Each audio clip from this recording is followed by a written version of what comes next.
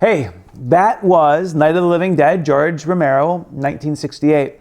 Now, part of the reason you can watch that movie for free is because Romero did not put a copyright stamp in the credits at the end. And without a copyright stamp in the credits at the end, anyone could feel free to grab it and use it. That's the way the copyright law worked up until about 1985. So he really lost out on a lot of royalties. Now, Romero went on to make a lot of remakes of this same type of picture.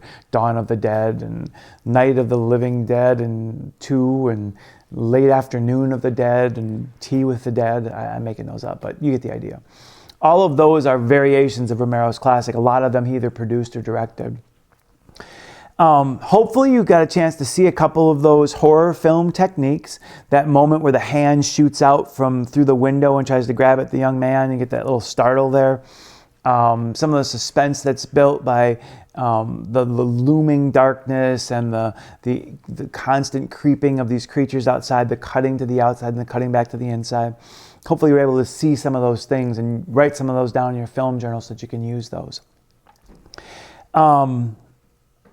And again, while it wasn't frightening, it was considered pretty horrific at the time.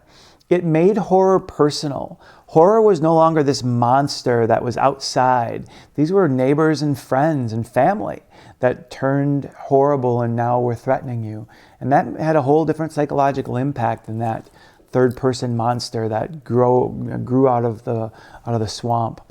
So that was a shift. All right. We got 2 horror films down. We have 1 to go next week.